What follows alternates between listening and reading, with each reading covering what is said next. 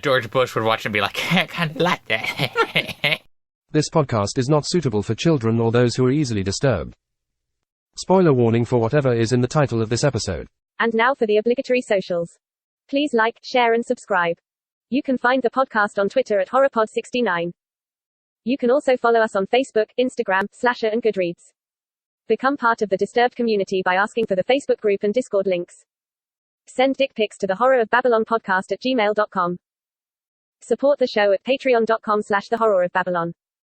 In closing, you can let your friends know that the Horror of Babylon is available on YouTube, Apple Podcasts, Spotify, Audible and all other major podcast apps.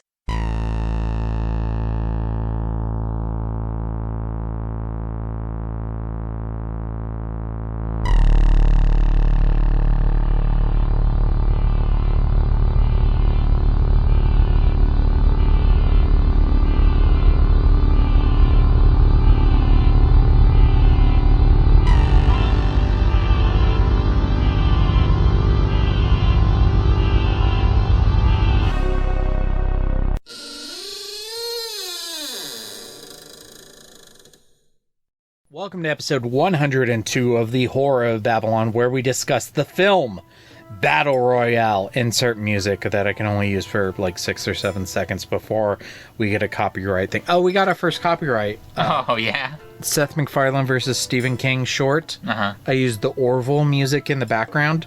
You're not allowed to use that music in Russia and Belarus, and we got a copyright thing against that video. Oh, all right. I'm sorry, you can't watch this video in Russia, in Belarus, whatever. I'm Ryan, and with me as always is Daniel. Say hi, Daniel. Hi, Daniel. And I want to say thank you to our patrons. Of my 10 favorite people on Earth, these are numbers 6 through 11. Abigail the First, Breaker of Chains, Mother of Dragons, and Logan, the Full Metal Patron. What? Try harder. And Ben, the fourth Patron of Hope. And Mia the Fifth, the Rainmaker. She makes it rain, yo. And for Horsemen Comics and Gaming, which you can visit at the Morgantown Mall in Morgantown, West Virginia, or the Mall Robinson in Pittsburgh, Pennsylvania. And so a hello to Ronald III, Grampus of Christmas, who never, ever has ice cream by the river with his students. Ever. Oh, so he is better than me. No. Trigger warning, death of children, gun violence, suicide, Yeah, the tips. Yeah, the tips. Just the tips. Our history with Battle Royale. I mentioned this in our novel episode. My brother was watching the movie when I was in high school. I saw a few minutes of it. I thought it looked interesting. I didn't end up watching it until half a decade later. And I thought it was alright. Enough to watch the second movie, which I didn't particularly care for. And then I rewatched it again last night. I like it more than the book. I think it fixes a lot of the issues that are in the book, but I also think that somebody who's really into the story may prefer the book because the book goes more in detail. I watched it in college because I really liked the manga, and I didn't like it as much as the manga, but I thought it was pretty fun. I think that I laugh a lot at this movie. I don't know if that's the reaction they were going for. I don't think so, but But I don't disagree with you. But that's the reaction I have. So I think that's the reaction most people have. Yeah. I'm like, look at all that blood. Do you like I know you prefer the manga over it all, but the novel or the movie? Which I prefer the novel. Okay, cool. All right. For a couple of reasons. All right. I'm sure we'll get into that. The vampire's a pure myth, superstition. I may be able to bring you proof that the superstition of yesterday can become the scientific reality of today. Background, of course, this movie is based on the novel Battle Royale by Koshun Takami. The film was released December 16th, 2000, had a budget of $4.5 million, and at the Japanese box office it took in $30.6 million. So pretty good. It wasn't the highest box office of the year, but it was one of. It was pretty high. The movie is known for jumpstarting the career of a lot of young actors who were in this movie. Lots of them went on to have good careers in film, anime, voice acting, so on and so forth. Yeah, what I read on the Wikipedia is that the initial audition was about 6,000 actors. That is so many kids. And they narrowed it down to 800 and then eventually got it down to the 42. I wonder what they asked them. They're like, pretend you're killing somebody. Actually, like physical ability, like being able to run without getting winded and like that kind of stuff was one of the criteria that they used. Which makes sense for some of the roles, not for like every single one, but like I get it.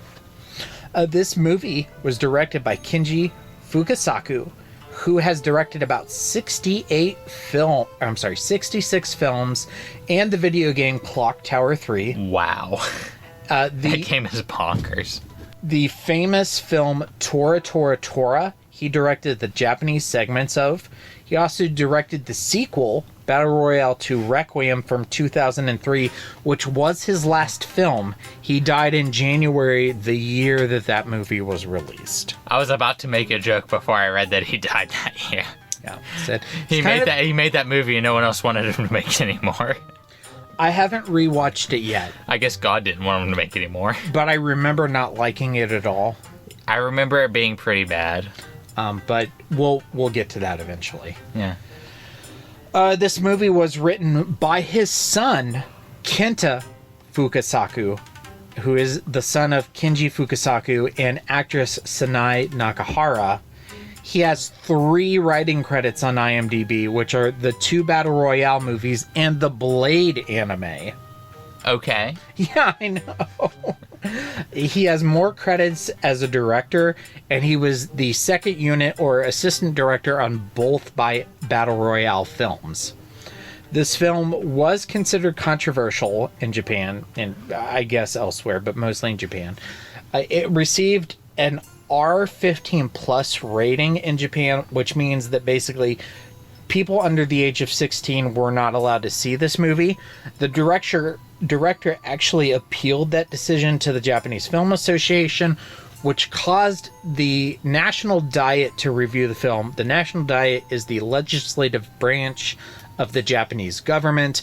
They actually were allowed to screen the film before it was released to public, and basically they hated it. They thought it was terrible. They thought it was highly controversial, and the director ended up dropping his appeal because he was afraid that this movie would cause more strict legislation and regulation of films to be created. Which is logically, yes, that makes sense, but it's also sad. Yeah. This film did not find a distributor in the United States for 11 years till after it was released.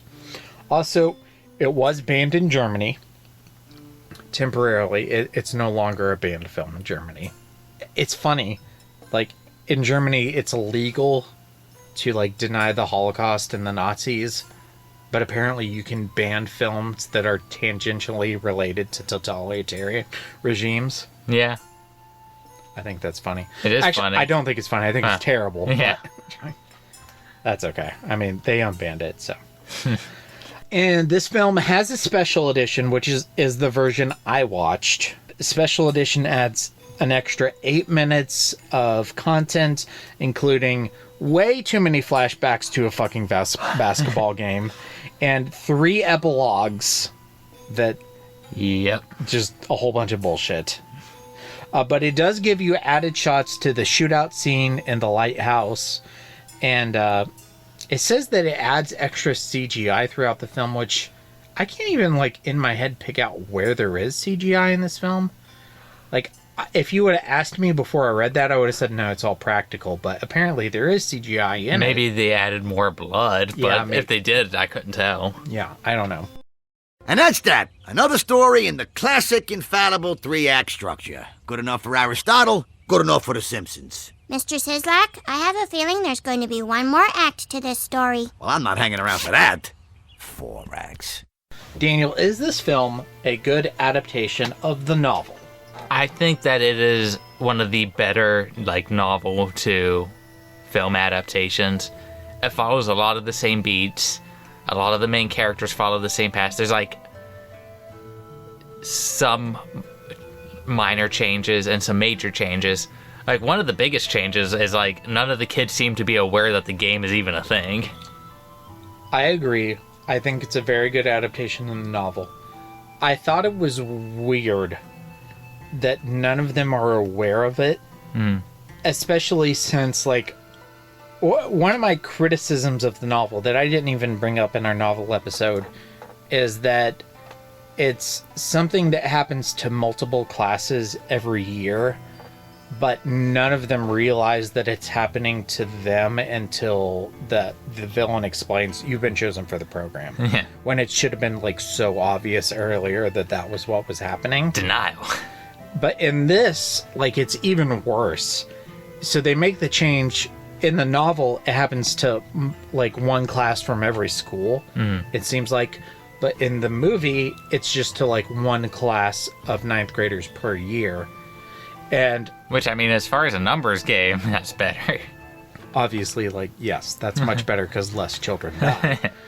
But it's so strange that none of them are aware of it. Yeah. You would think... Because they do show it is televised, like... because it opens on the girl from the previous year. She's smiling, oh my god, it's the winner is a girl and she's smiling, blah, blah, blah. Yeah. And my question is, like, where did she get that stuffed animal? Did she, like, bring that with her on her trip? I'm guessing.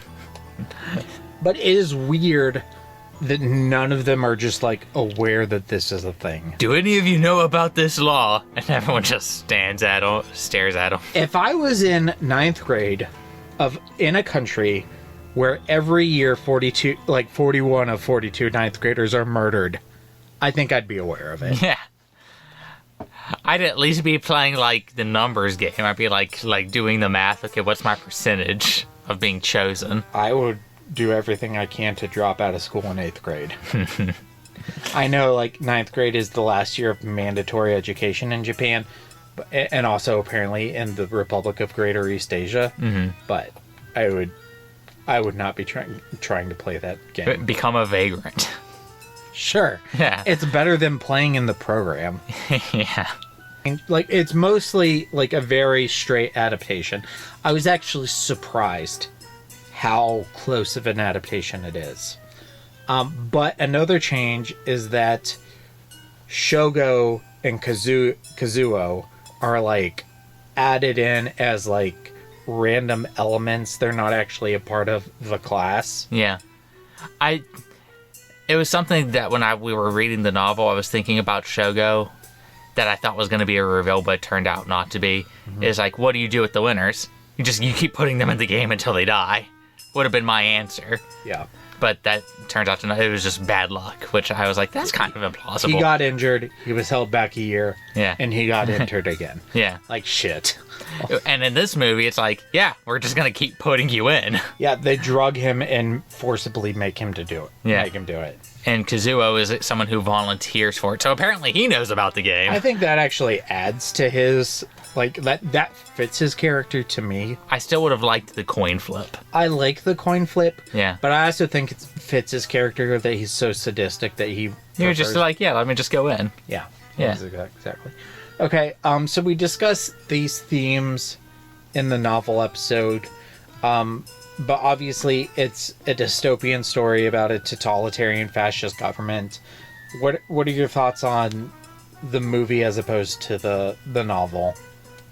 I think the fascist government gets across a lot better in the novel because you get more of it. And like I said, a lot of these kids don't even seem to be aware that they live under a fascist regime. They seem to be more like oblivious teenagers in the movie. Yeah. Like, you even have Yukata, or no, who's the first one to die? Nobu, Mr. Nobu. Yeah. No, the kid who stabbed the teacher. Mr. Nobu. Oh, is that his name? Yeah. Yeah. He stabs a teacher. I'm like, if you lived in a totalitarian fascist regime, I probably wouldn't go around stabbing authority figures. No. I hated that scene because Noriko picks up the knife. I'm like, why'd you pick up the knife? I mean, she doesn't get blamed for it. Although in the dream sequence, she says, the knife I stabbed you with. But it's like, why did you pick up the knife? Yoshitoki, that's what I was thinking of. Yeah, he's Kuninobu, but they call him Nobu. Nobu, okay. Mr. Nobu. You don't get a lot of, like, the rock and rolls band. There's no Bruce Springsteen in this. Yeah, you don't get any... None of them feel oppressed in the same way. I think one of, like, the biggest thing... wouldn't say this is added, but it's more played up, is, like, youth versus the older generations. The Kitano, he goes on that tirade that you teenagers, you don't listen to us, you don't respect us. Yeah, kids these days. And this is what you get. Yeah, and that seems to be the major theme of the movie, is like what the older generation will do to the younger generations. And even the prologue explains, like, because in the movie, it's like the Battle Royale act that was passed by the Diet is because there was like this mass boycott of classes. Like 80% of Japanese students said, we're not going to class. And this was like a retaliation. Yeah, we'll kill you for this. But in the novel, like, you don't find out until the end what even the point of it is. Yeah, it's just to make people not trust each other on a psychological level. But they don't explicitly say that until the very end of the novel. Yeah. Which is, I don't think I brought it up during our novel episode, but I like that aspect of it. Yeah, I do too. I think it's obvious when you hear it because why else would they do it? But it's basically just to make people lose hope so that they won't fight back. Yeah, so they will, because if you form a team but you think everyone will betray you. They're coming to get you, Barbara. Characters. Shuya Nanahara is played by Tatsuji Fujiwara. You may know him as Light Yagami in the live-action Death Note or Makoto Shishio in the live-action Rurouni Kenshin. I've seen one of those.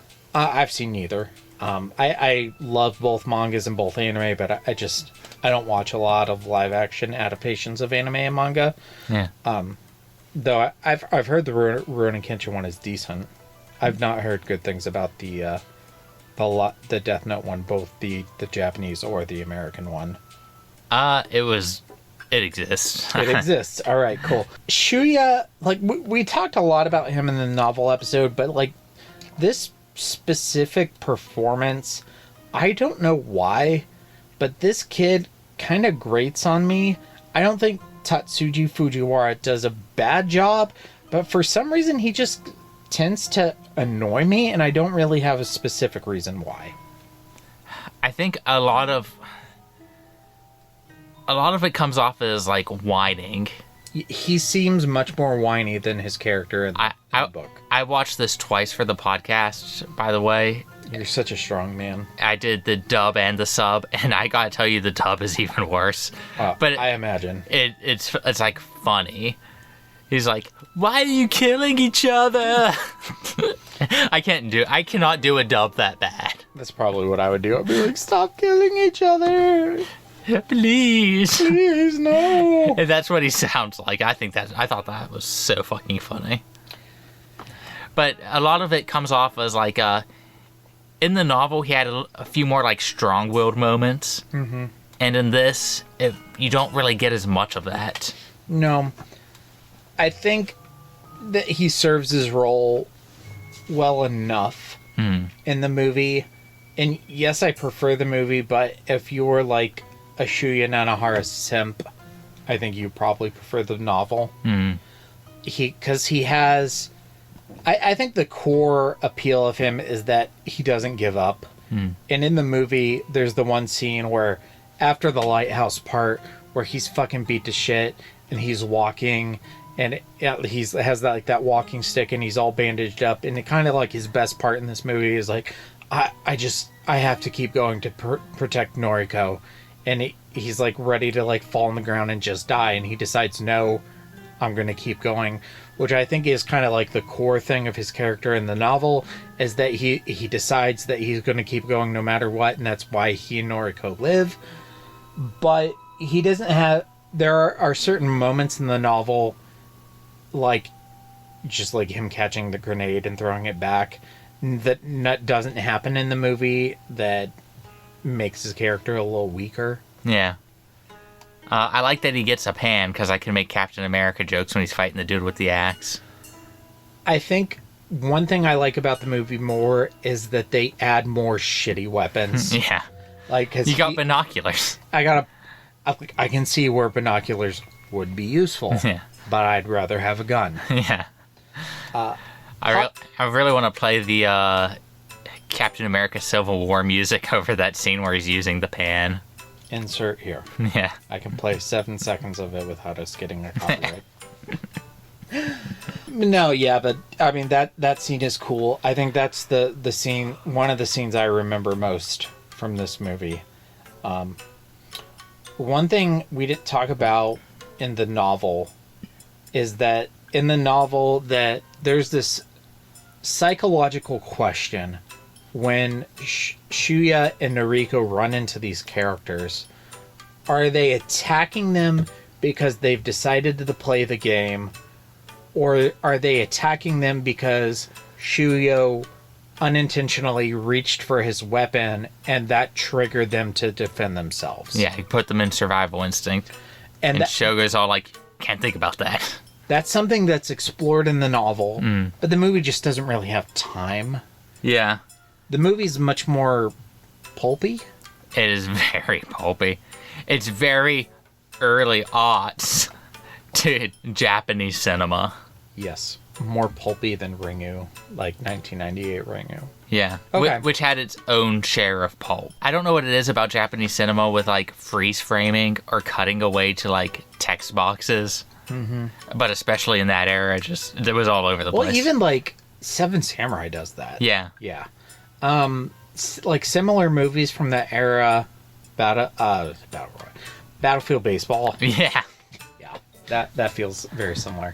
I've never seen Shaolin Soccer, but I've heard it's like kind of the same thing. I think I've seen that. Okay, so Noriko Nakagawa, who's played by Aki Maeda. Elevated role. You may know that actress. She voices Yuki, which is the cute little white cat in The Cat Returns. Yes, I vastly prefer Noriko in the movie than the novel. They gave her like this weird teacher's pet thing that she was a little weird. That she was getting bullied for because she's like, I'm not going to like just stab our teacher.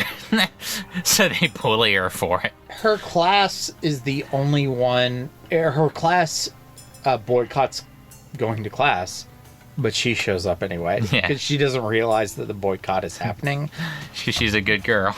Yeah, and then like her and the teacher leave, and Nobu shows up and stabs the teacher, and she's like, "Oh, there's a knife. I'll pick it up."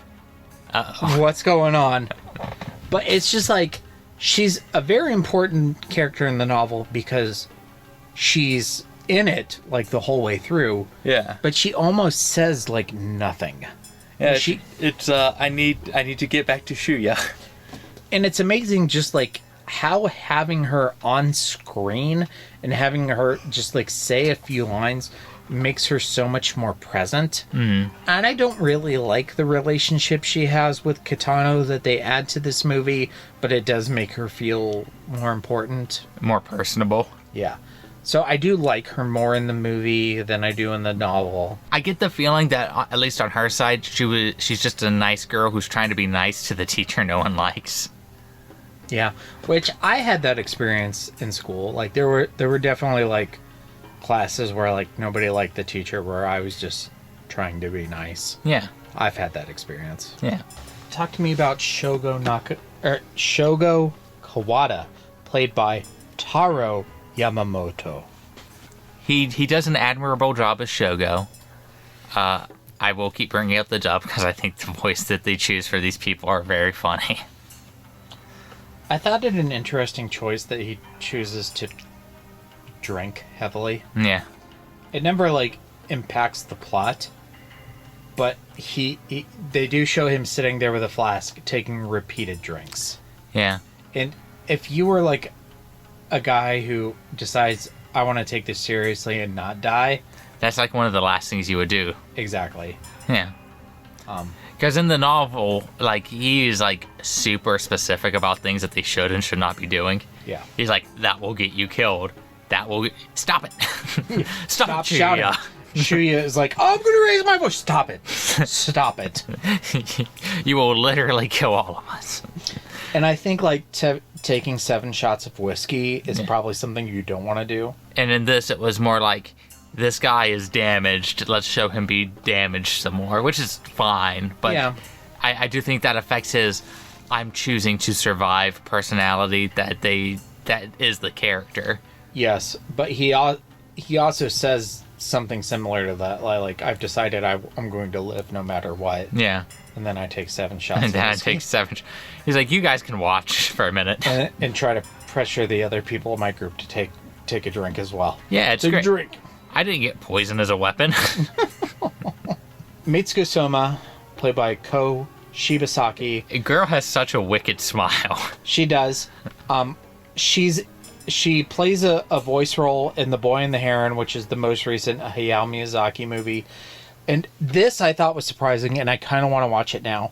She plays Dororo in the live-action Dororo series. They gender swap him from male to female. Huh. I'm just curious to see that.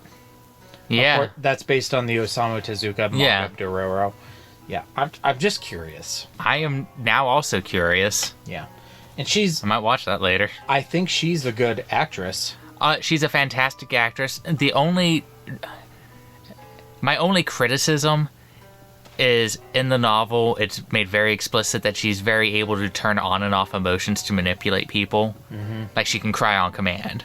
It's less explicit here. Yeah, like in this one, like, she comes in and puts that, like, flashlight over her face and smiles. I wouldn't let that girl anywhere near me. I would also not. Like, that first girl, the girl who's looking at, like, Shinji's pictures. Yeah. Like, I would not let her in. I mean, granted, like, what's it matter? Like, if you tell her no, she's going to come in anyway. Yeah, but I would, like, if she came in, I would probably just attack her. Yeah. Like, I'd try. Start fighting back right there. But I also wouldn't be hiding in a shack using a flashlight to look at pictures of a cute boy either. What would you do? I think that no one would know what they would actually do in that situation until they're in it. But if I had to take an educated guess, I'd probably be one of the dumb pacifist, optimistic girls who would get on the mega horn and be like, let's all get together and not fight each other. That would probably be me. It would depend on the weapon I got. If I got an Uzi, then no, I would play. If I got a crossbow that was nice and quiet, I'd probably would have sat outside the front too. If I was Shuya, I would have picked up the crossbow. Yeah. I mean, if for no other reason, because, I mean... I would imagine they don't fix the weapons, but you would think they would fix the first weapon, because if the first person out the door got some sort of projectile, you would... I mean, if they were smart about it, they could just win right there. I think in the manga they imply that they do fix the weapons, like who gets what, but I can't remember for sure. That might be another thing that I'm like... Okay, here's a good time to bring it up. What's the best weapon and what's the worst weapon in this adaptation? I think the best weapon's the Uzi in this adaptation because it just fucking mauls everybody. I still like the radar. Yeah. Because if you truly were playing to win, you could just dodge everybody until there's one left. Yeah, and then just, like, take out the exhausted person. Exactly. Yeah. Worst weapon... I feel like they go harder on bad weapons in the movie. The pan's pretty bad. The paper fan. The paper fan is... they give it to Kazoo. Paper fan is pretty bad. Binoculars at least have you can, some like, amount see. of use. Yeah. Like, if you don't have, like, the radar, you can use it to look around. But, like, the paper fan, if you hit someone as hard as you possibly can, at best it's just going to annoy the person. I'm going to mildly annoy you to do. I think that's got to be the worst. Yeah. Where are we at? All right. Hiroki Sugimura, played by Sosuke Takaoka. I feel like his role is not nearly as... It's not like he was the most prominent dude. I think the essence of his character is still there. Yeah. But he's not as focused on as he is in the book, but granted, like, it's like a 12-hour audiobook to a 2-hour movie. Like, his moments to shine just don't come across as great to me in this. No. I still do like him because he just kind of shows up out of nowhere to save Shuya from Kazuo. He drags Shuya out of the sea to drop him off at the lighthouse. He still shows up for Takako when she's dying. He still has the scene where he finds the girl and gets shot. It's not as good as it is in the book, but it's okay for me. Yeah. I think my favorite scene of him is where he's just like sleeping with like the radar on his chest and it beeps and he just like immediately wakes up. Yeah, because I mean, it even makes noises. Yeah, like, I really think that's the best thing. It's like super OP. Shinji Mamura, played by Takashi Tsukamoto, he apparently is one of the leads in the Sadako movie. That's the one that I still haven't watched. Yeah, I haven't seen it either. Apparently, like, it's a horror comedy. I'd be willing to try it. Yeah. Shinji is definitely my least favorite character in the novel. He's much less offensive in the movie purely because you spend less time on him. And it does a lot. I think one of the issues with the book for me is that it tries to over-explain, like, every little plot thing until it doesn't. And in the movie, it's just like, this is how it is. Mm-hmm. He still has this detonator around his neck, but it doesn't spend 20 pages explaining why he has a detonator around his neck. I like the little cartoon version of himself. Yeah, I do like the scene where the third man hacking program goes like across all the screens, and they're like, oh no, this 15-year-old kid is fucking us over. It was very Jurassic Park to me. You didn't say the magic. That's what it reminds me of. Yeah, I agree. I don't know where else to bring this up, like the introduction video to the program. Yeah. It's so fucking goofy that I love it. Yeah, I guess I agree. I think it's so fucking funny because I'm like, they don't know what the program is in this, so how do you explain it to them? Well, lazy kids, like, they have to watch videos in class. I like that Shinji uses propane tanks as his bomb, as a... Fertilizer, kerosene, charcoal, propane, something else. Yeah. Yeah. And he's just like, yeah, we'll just put a bunch of propane on a truck. It's weird, but, like, they spend, like, pages and pages explaining all that stuff. Like, he spends, like, a few pages explaining how he can hack into his cell phone to create a modem, and he hooks up the laptop to a car battery to get power. And I guess it makes more sense when you explain it, but to me it's less enjoyable when it's just like, oh, he's just hacking. Just like, I don't know. It worked more for me in the movie when they explain it less. It's the early aughts. He can just hack. He can just hack. And I'm not saying I love it, but yeah, it's better than when they spend 20 pages explaining it. I like that instead of them writing down, they just cover the fucking... Because it's like the mask problem with superhero movies. It's like there's certain things that are just better for movies, and one of them is people being able to talk. No, I agree. Like, in the book, they spend a lot of time writing back and forth on a notebook, and in the movie, they can't do that. Yeah. So it's awkward. Yeah, like, I mean, they could, but I think it would be less enjoyable. No, I agree. But I'm just saying, they're like, yeah, why wouldn't you just try to cover the mic? Yeah.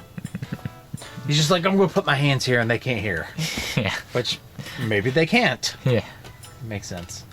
Okay, and then our villain, who was Kenpatsu Sakamochi, but in the movie is Kitano. He's played by Takeshi Kitano, which apparently he's like a huge Japanese celebrity and comedian and like a game show host. Like, he's a big deal. American audiences may know him as Chief Aramaki from the Ghost in the Shell movie with ScarJo. I know you're not a big fan. But... No, just calling her ScarJo. Okay. I'm just trying to save time. But now you're making me explain it, and it's costing more time. Scarlett Johansson. It's like people saying Tasteway. Who's that? Taylor Swift. Oh. I actually not heard that one. Yeah. Granted, my daughter doesn't like Taylor Swift, so... You're a lucky man. Yeah. Well, even if she did, I would not pay for those tickets. No, you can go watch her in theaters like all the other poors. Yeah, I don't want to see the Taylor Swift concert movie, but I would rather do that than pay for those tickets. Yeah, he's a big weird. deal. Yeah. He is weird. I think he's more of a character, Yes. but it's a weird choice. Yes. Because they make him kind of like a soft pedophile. Because he seems like he's in love with Noriko. Granted, he doesn't do anything. Without ever actually going there. It's like, I almost get the feeling that they wanted to do that and then stopped. I mean, like, it was like so controversial already. Yeah. But the scene where he like saves her from Mitsuko is so weird. It goes against the entirety of the game. Yeah. Now, if they would have like made the choice and he would have been doing stuff to like save her throughout the game, Yeah. then I'd be like, then maybe finally then go in. Like if he knew that Shoyu would try to protect her and he like fixed it so they like left together or something like that. Or he was like making danger zones to protect her and that was revealed somehow. Yeah, but it's just that one random scene where he shows up with an umbrella. And then the memory of them eating ice cream together. And he doesn't even have a gun or anything. Like, Mitsuko could have just shot him. Yeah. And like, it makes it seem like she hates him, so she could have just shot him. It doesn't even really explain why she's afraid of him. Which is something they because he put her in the game. Yeah. And he kind of forces her to shoot him at the end of the movie when he squirts her with a water gun. I don't know if I love or hate that. Yeah. It's... Like, he accepted that they're gonna kill him, like he wanted to die. Yeah. Which is sort of weird considering everything else. Like, it establishes that he has a shitty home life, which I get. But he's still a dad. Yeah. I don't know. It's just weird. Yes, I prefer the movie to the novel, but the adaptation of this character is just strange. And then there's the painting at the end. It's weird. And I'm like... I'm staring at it, and but it's so goofy that I love it. So... I like the painting out of context. Like, when I was, like, Googling around, searching images to use for thumbnails, I, like, saw that painting and was like, oh, I remember this. This is a cool painting. But then in, like, the movie, it's like, what? I was hoping you would win. Did you think that Noriko would win? You gave her binoculars. Like, that's another... He could have fixed it so that she had, like, the best weapon. Or he could have put two weapons. Like, put the radar and an Uzi in her bag. Yeah. Yeah.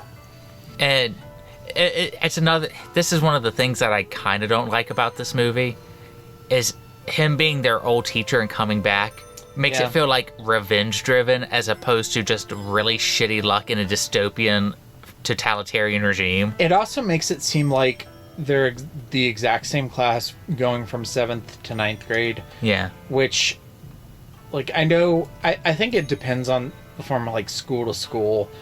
But from what I know of just, like, Japanese culture, I think they do... Generally, they do mix up the kids from, like, between grades. Yeah. Because there's always, like, that story element, like, when they're transitioning from one grade to the other. Like, oh, I hope we're in the same class next year. Yeah.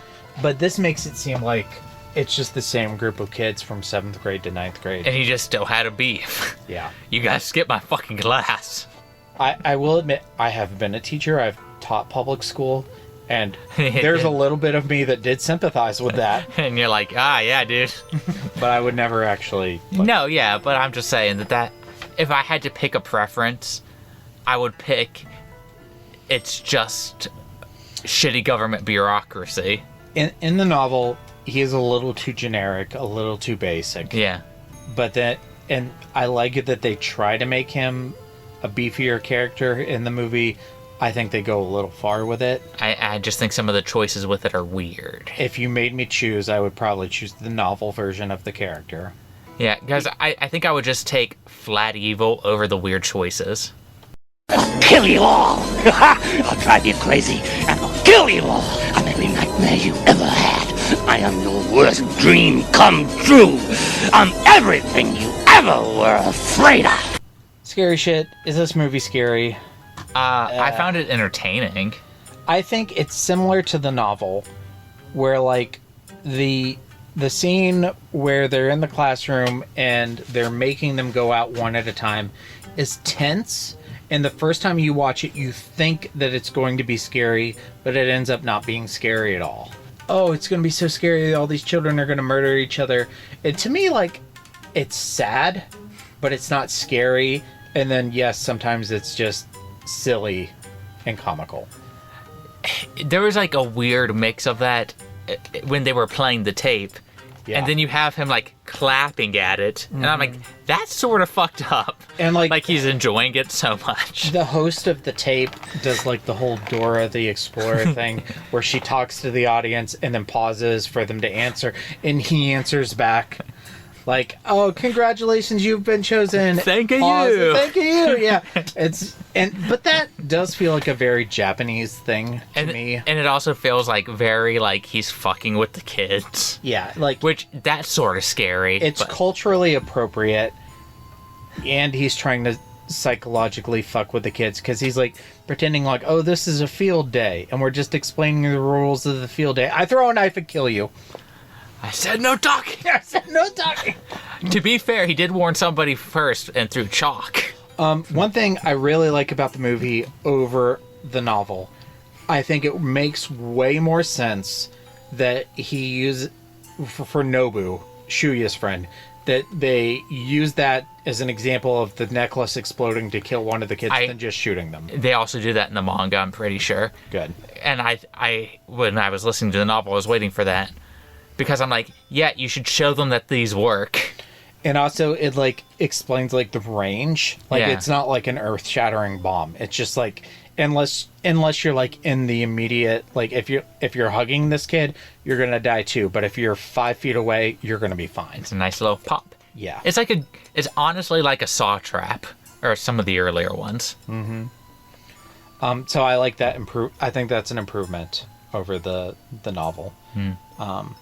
I think the effects were fairly good for the time. I thought, considering the budget and considering like this is not a Hollywood movie, this is not that I'm not ragging on Japanese cinema, but they spend less money on their movies than we do in America. Mm-hmm. I thought the effects were pretty decent. Yeah. Granted, it is kind of a low budget movie. Like they don't spend a lot of money on actors. They don't spend a lot of money on effects, but it's not like a Winnie the Pooh Blood and Honey low-budget movie.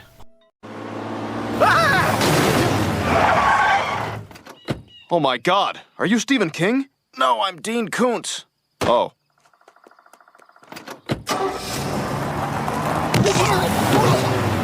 Kings and Koontz, I really, really love... like the score, just like where it opens. I can't even do it. Like, I think the music for this is so good. The score is very solid. Yeah. For me, I think I'm gonna have to go with the effects because I think this movie has like a pure entertainment value. I agree. I can see it being controversial back in the day. I'm a little on board with the controversy because I have a 9th grade daughter. Yeah. If I were single, or if I was in high school, like. I think if I saw this movie in high school, I would have loved it. The first time I saw this movie, I was a parent, but Emma was probably like 2 or 3 years old. Yeah, she wouldn't be in the program. Yeah, and it's just like Kitano, I'm able to just like, my kid's young. I can put it aside. But my kid is in 9th grade. These students are in 9th grade. So it's a little harder for me to set aside that controversy. But just for the sake of content creation, I can do that, and I can say the controversy is a little overblown. Yeah. But I can also understand where some people would have a negative emotional reaction to this movie. This was also one of the first ones to do anything like this with kids in that age range. Yeah. And now it's a genre. It's a young adult genre. Hunger Games isn't the only young adult death game genre book. No. They're not nearly as graphic most of the time. I think I would have enjoyed it if they were older more, but I also think it would have had a weaker emotional punch if they were older. I still really want to write a Death Game book. Do it. I have a title for one. What is it? First World Problems. Are they American kids? Yeah, no. They're all spoiled rich kids. Sure. Koontz, I don't know. I guess Kitano. I don't know if he's my Koontz overall. I think some of the choices might be my Koontz. But I don't know what else would be. I could be talked into something else. But I don't know what. Oh, no. Okay, I know what my Koontz is. Okay. The fact that they don't know that the program exists, it still just annoys me. That is silly. Okay. It's so silly that every time I forget that that's a thing until I watch the movie again. I'm going to make mine more specific. All the dreams, but specifically where you have to sit through, in the special edition, where you have to sit through all 3 dreams at the end of the movie. Twice, yeah. Yeah, and it's like, the movie's over. Why are we sitting through this? I didn't like the dream at all. I don't mind dream sequences most of the time, but I'm like, oh, it's that... In the novel, you got more of a sense that those two are, like, actually close. Yeah. But in this movie, that was the guy who just stabbed your teacher, for who all you know is the reason you're in this program. Yes. So... You were chosen by an impartial lottery. Bullshit! Oh, okay, Mr. Guy who was our teacher that we stabbed. Yeah, it's all Nobu's fault. If he wouldn't have gotten shot in the classroom, he would have gotten beaten to death first. I'm exiting. Even me, like, I'm like one of the most like liberal pacifist guys you know. I would have beat the shit out of that kid. Okay. Ranking. I have it pretty mid. I don't think this is a bad movie at all. I like it, but it's definitely not like a favorite of mine. I have it at number 38, above the Blob remake and below Firestarter 2 Rekindled, which is actually a pretty decent rating for me. Yeah, that's not bad. I think this is an enjoyable movie. Parts of it are controversial, and definitely parts of it can be triggering for some people, me included, but overall, like, it can be a fun watch. Yeah. And like, if you're on board with this type of premise, it's something I could recommend. And Firestarter 2 is just also has a really high entertainment value. I think just like Dark Knight Returns references, yeah, just like boosted up so many points. Mine's gonna be a little bit higher, but that's fine. Let's see here. If I didn't have a 9th grade daughter, I think it would be significantly higher for me. Yeah, and my doctor doesn't know I'm the dad, so... Yeah, and she's only like 5 anyway, right? Yeah. So, in like 10 years, let's rewatch this movie, and I bet it'll play a lot harder for you. For me, it's in that Evil Dead Reanimator range. I think I'm gonna put it right below Reanimator. So it's your new number 18, above Evil Dead 2, below Reanimator. I think it has that same kind of like goofy entertainment value of all of these, but so far I think Reanimator is my gold standard for that, outside of Call Girl of Cthulhu, which is like just its own tier. I think we need to rewatch that movie and just see if it's as good as we thought it was. I just remember it being such a fun time. It was. If you would have asked me to rank this like 10 years ago when I saw it for the first time and my daughter was 2 instead of 15 or 14, I think it may have been like definitely in my top 20, closer to my top 10. But yeah, and again, if we're still doing this in 10 years, great, probably not. But on the off chance we're still doing this in 10 years and we rewatch this movie, I could see it going up for me in rankings as, you know, having a 25-year-old daughter instead of a 15-year-old daughter. Yeah, because then she can review it with us. She told me she will watch this movie with me. Yeah. And then I was like, all right, I'm putting it on. Never mind, I don't want to watch it. And then I got Beck to say she would watch it. And I put it on, and she fell asleep within 2 minutes. It was during, like, the prologue, like, she rolled over and went to sleep. I'm like, God damn, nobody will watch a movie with me. I'll come over and we'll watch Shogun together. We're watching The Ramen Girl. Yeah, 100%. Yeah. No, I'm going to bring, like, some drinks for that. Yeah, that'll be, like, pizza, beers, like the whole 9 miles. I think that'll be probably, that might end up being in our top 5. It's number 1. It's the best movie ever. It's just Luann being vaguely racist for 2 hours. Hallmark, this movie didn't find a distributor in North America for like 11 years. If you could release this movie in like 2000, 2001, how would you promote it in the United States? Okay. So this is pre-Battle Royale, or not Battle Royale, Hunger Games, of yes. course. Yeah. So focusing on the death game aspect would be, that's the hard sell. Mm-hmm. So you focus on 42 kids on an island together in a dangerous game, and then you focus on those like slight romantic aspects is how you pitch it. Mm-hmm. Can they overcome the danger together? And that's how you pitch it to a studio, because then they can like put like a Shuya and a Naruko on a poster together, which they are on the poster, but they're like holding weapons with the collars on. And you'd have her like up against him or something like that, and you play up like the teen romance aspect, and that's how you sell it to a public. And then they come in and they watch a bunch of kids fucking die, and they write you angry letters, but you already got their money. I would send a DVD copy to George W. Bush so that he can make a speech about how bad it was, and it would make everybody in our demographic at the time watch the movie. George Bush would watch and be like, I kind of like that. I mean, he might think that, but he wouldn't say that publicly. I think we should do this program against all these liberal Democrats. I watched the handshake episode of King of the Hill today while I was working, and I'm like, I want to disagree with Hank, but I also like agree. Could Bobby Hill survive Battle Royale? No. Could Joseph? I think he has like the physical ability, but like I think intelligence would matter. Yeah. Granted, like Dale has like instilled like a lot of like conspiracy theories and like high level survivalist things, which is so weird because he seems. I love that about King of the Hill, because he's good at that survivalist stuff, but he still can't shoot. Yeah. Well, I think Dale understands the theory, but he can't put it into practice. Yeah, it's like me with guns. But maybe Joseph could. Yeah.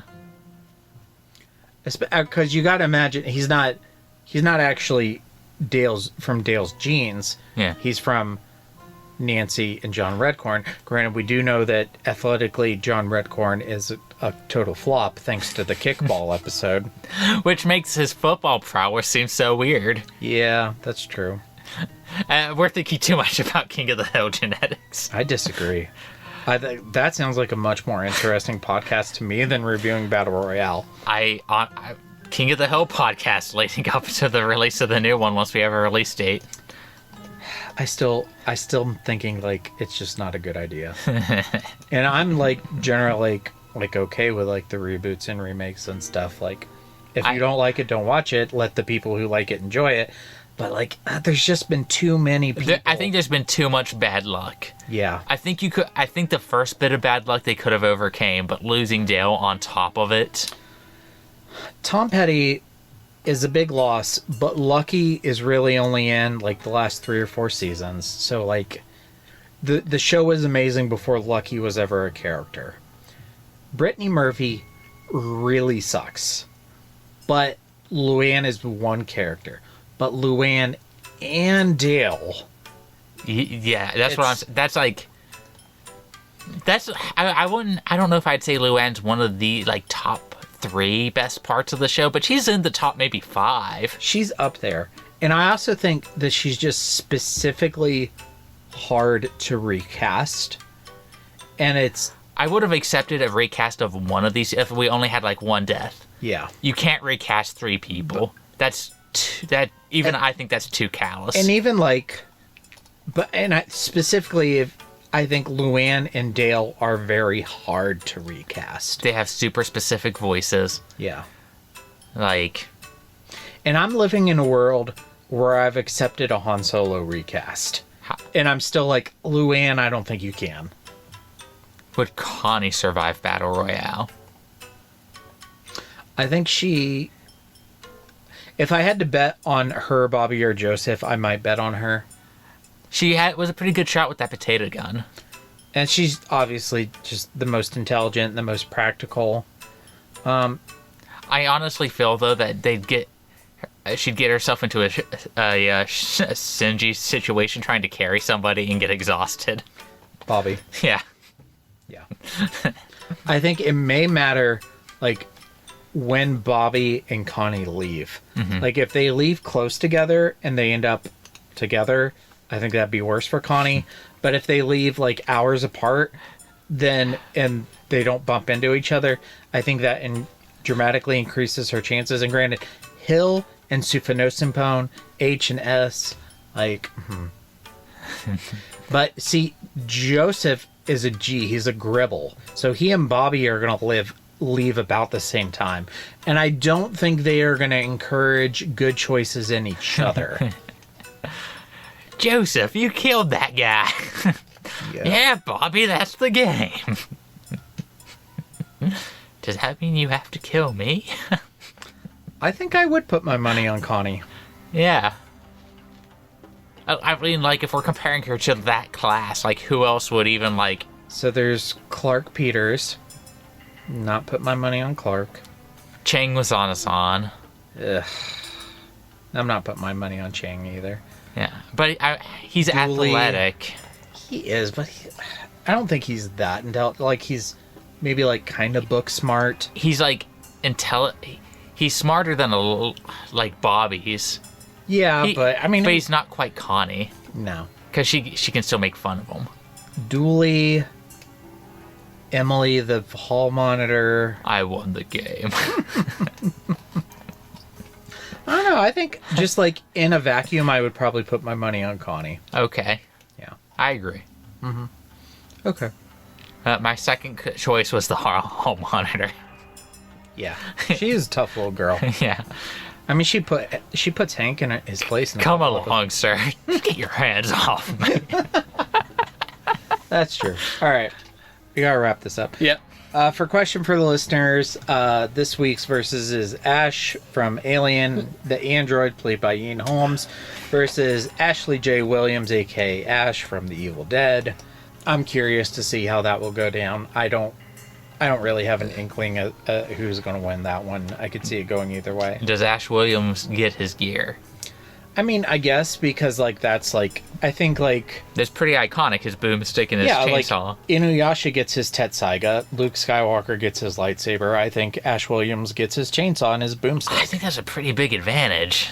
But, I mean, I agree, get them. But I think, like, intelligence plays, like, a big role, and I think Ash, the android, is much smarter, but I don't know. He can also fight without a head. True. Also, he can use a magazine as a weapon. He gets the magazine. That's in his battle pack. Also, like, Ash Williams is kind of a degenerate, so he may just, like, succumb to his baser instincts, and once he gets that, once he's forced to deep throat a magazine, he may just roll with it. Yeah. Okay. What do you have for further reading if you enjoyed the Battle Royale film? Squid Games is a big one. I think you would probably enjoy Squid Games more than you enjoy Battle Royale, because there's a lot more, like, actual character depth to all of the players. I don't know why, but I thought it was like a legitimate game show. Because they made a game show after it. Okay. It's a South Korean show about how capitalism is, like, driving desperate people to desperate measures. So they made a game show where they make poor people play for a bunch of money because it's Netflix. I mean, I work a job I hate because of capitalism, so... Yeah, so... To pay for a house, so... Squid Games is very entertaining. I think unfortunately, the first episode is the best one. So I'll just watch the first one. Yeah. I think that it has a fair twist. Maybe not like something groundbreaking, but I enjoy it. Suicide Club, which is another one of those Ringu Battle Royale Japanese movies, like it's made in that time frame. And it's about pretty much a police investigator investigating these like mass suicides. where like it starts with I think it's like 10 or 12 girls, schoolgirls, all holding hands, and they jump in front of a train. Okay. Suicide Club. Audition, which we talked about in the last episode. Ryu Mikami. The book is very good. The movie is even better. Saw, but only the ones with groups, because there are some traps that don't have groups. But I think if you put like the first trap has like 2 people who are pit against each other. If you have something like I hate Jigsaw, I think it's the worst one, but it has like a group of 6 people. I remember like almost nothing from that movie. Yeah. Other films by Takashi Miike, who directed Audition. He directs a bunch of movies that are in that like vein, like hyper violence. I think he directed a death game series, By the God's Will, something like that, which is a supernatural death game, but it can only be one. And Alice in Borderlands, which is an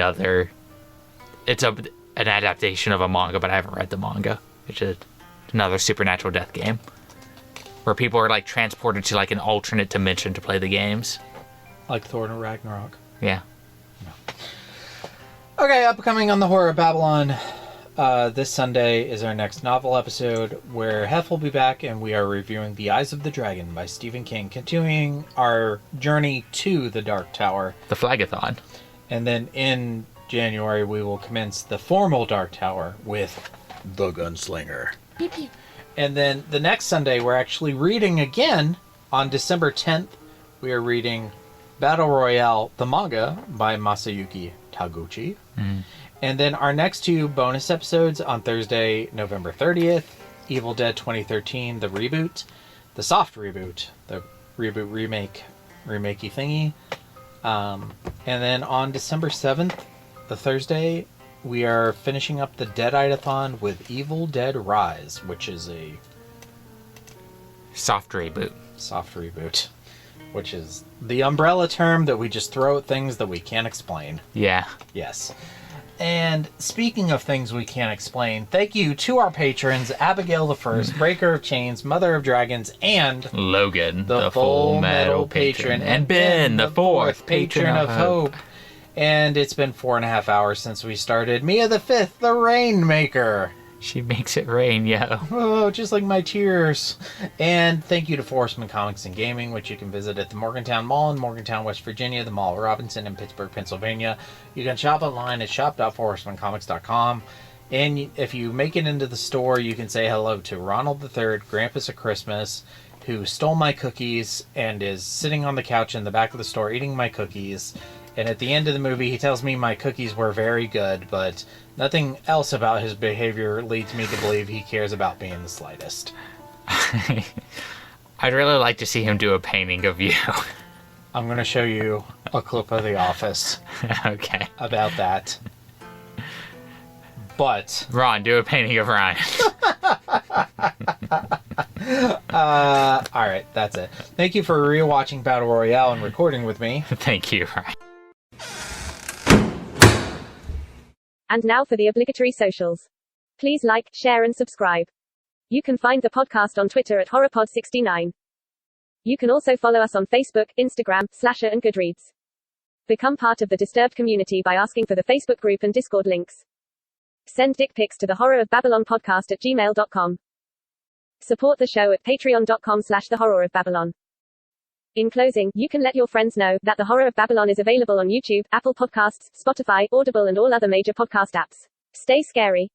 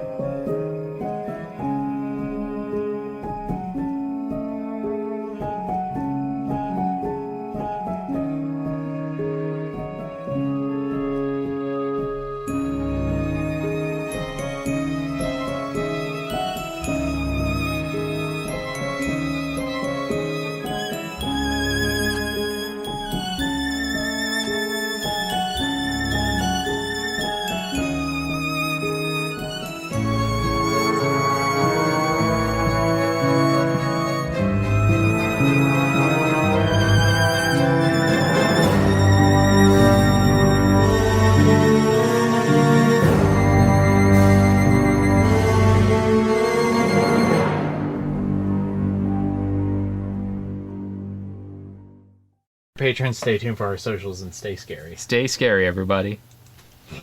Lazy teachers. Finished the movie. Third best Disney princess movie. The Princess and the Frog is the third best Disney princess movie? Beauty and the Beast. I agree. Mulan. If we're counting Mulan as a princess movie, it's the best one. I don't... If we're not counting it, then I agree about Beauty and the Beast is the best one. Okay, so they're tied for me. Okay. And then Princess and the Frog. We'll talk about this. And I was coming I agree it's good. Good night. That's what I was coming down. Good night. Love you. I still haven't watched The Princess and the Frog. It's good. I think